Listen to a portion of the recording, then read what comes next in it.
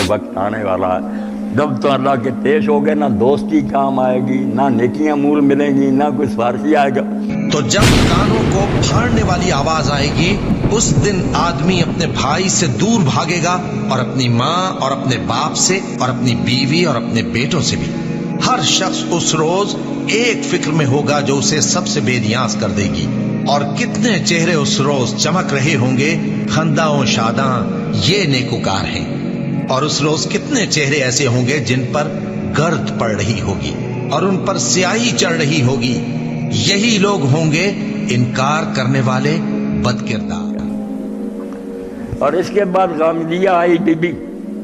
حاملہ تھی، اس نے بھی ابھی حضرت مہد کا قصہ تازہ تھا، حضور سے آ کر یہی بات اپنی سنائی۔ آپ نے اس کو بھی کہا کہ جا توبہ کر، معافی مانگ۔ اس نے کہا اب یا رسول اللہ مہد کو بھی ٹالتے تھے، مگر وہ آخر سزا بہت کم رہا، آپ بس مجھے سزا دے، میں یہ کوئی سننا نہیں چاہتا۔ تو حضور نے فرمایا کہ تیرے پیٹ میں بچہ، اس کو مارنے کا ہمیں حق نہیں، جب یہ پیدا ہو جائے گا پھر آنا۔ کسی جیل میں بند نہیں کیا، کوئی ضامن نہیں لیا اس کا، نہ آتی، کسی نے پیچھا نہیں کرنا تھا، پھر آئی،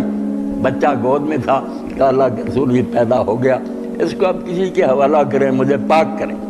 تو پھر حضور نے فرمایا کہ نہیں، دودھ اس کو پلا، جب یہ دودھ چھوڑے گا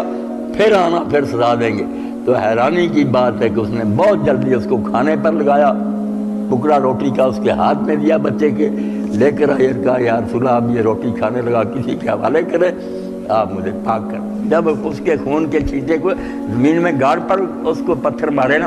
تو چھینٹے آئے تو ایک صحابی نے لعنت کر دی، حضور نے فرمایا تم لعنت کر رہے ہو، اللہ کے بندے، اس نے تو وہ توبہ کی، وہ جنت کی لہروں میں تیر رہی ہے، تم اس کو لعنت کر رہے ہو۔ تو یہ سارا نتیجہ اسی کا تھا کہ لوگوں کے دلوں میں یہ بات بیٹھ گئی۔ اے پیغمبر، میری طرف سے لوگوں کو کہہ دو کہ اے میرے بندو، جنہوں نے اپنی جانوں پر زیادتی کی ہے، اللہ کی رحمت سے نا امید نہ ہونا، اللہ تو سب گناہوں کو بخش دیتا ہے، بے شک وہی تو ہے بڑا بخشنے والا، بڑا مہربان۔ اور اس سے پہلے کہ تم پر عذاب آ واقع ہو، اپنے پروردگار کی طرف رجوع کرو اور اس کے فرما بردار ہو جاؤ، ورنہ بعد میں تم کو مدد نہیں ملے گی۔ اور اس سے پہلے کہ تم پر ناگہاں عذاب آ جائے اور تم کو خبر بھی نہ ہو، اس نہایت اچھی کتاب کی جو تمہارے پروردگار کی طرف سے تمہاری جانب نازل ہوئی ہے پیروی کرو۔ ایسا نہ ہو کہ اس وقت کوئی شخص کہنے لگے کہ ہائے اس کوتاہی پر افسوس ہے جو میں نے اللہ کا حق ماننے میں کی، اور میں تو ہنسی ہی کرتا رہا، یا یہ کہنے لگے کہ اگر اللہ مجھ کو ہدایت دیتا تو میں بھی پرہیزگاروں میں ہوتا،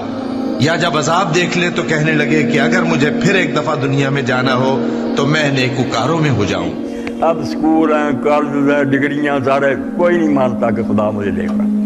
دن رات کرپشن میں دلیر ہو رہے ہیں، اور اس کو بہادری سمجھتے، ہمارے جرم پر ہمیں کوئی پکڑ نہیں سکتا۔ دین یہ کرتا کہ نہیں، دو عقیدے پیدا کرو، ایک طرف اللہ کا علم محیط ذہنوں میں بٹھاؤ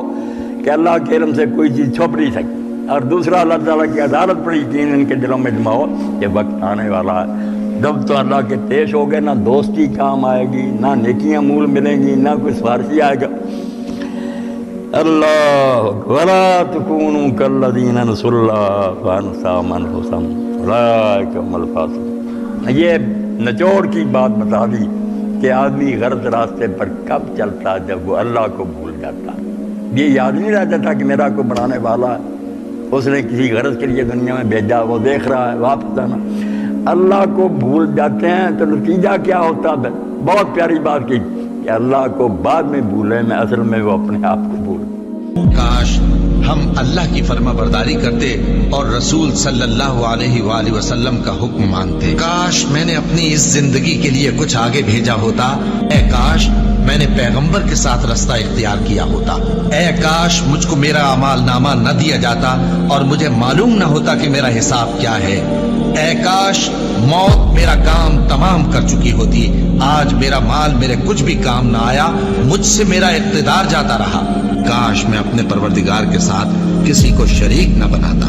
کاش ہم پھر دنیا میں لوٹا دیے جائیں تاکہ اپنے پروردگار کی آیتوں کی تکذیب نہ کریں اور مومن ہو جائیں۔ ہائے شامت، کاش میں نے فلاں شخص کو دوست نہ بنایا ہوتا، اس نے مجھ کو کتاب نصیحت کے میرے پاس آنے کے بعد بہکا دیا، اور شیطان انسان کو وقت پر دغا دینے والا ہے۔ اے کاش میں مٹی ہوتا، اور وہ فرمائے گا کہ گناہگارو تم آج الگ ہو جاؤ۔ اے آدم کی اولاد، کیا میں نے تم سے کہہ نہیں دیا تھا کہ شیطان کو نہ پوجنا، وہ تمہارا کھلا دشمن ہے، اور یہ کہ میری ہی عبادت کرنا یہی سیدھا رستہ ہے،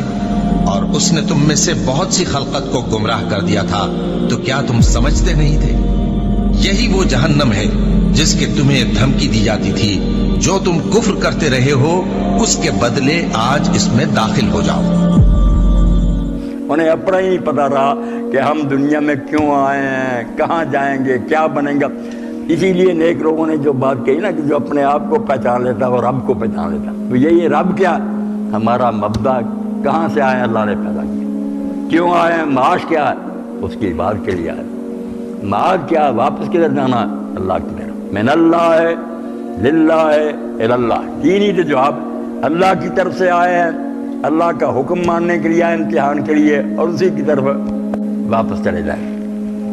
تو جو ان چیزوں کو بھول جاتے ہیں، دنیا کے سب سے بڑے دانشوری بن گئے، انہیں اپنی خبر نہیں رہی، وہ کیڑے مکوڑوں کے عالم بن گئے، انہوں نے سیاروں کی پیمائش کر لی، اپنی خبر نہیں ملی۔ فلسفی گشتی ہو آگاہ نیستی، از کھجاؤ خود کھجاؤ کی، فلسفی تو بن گیا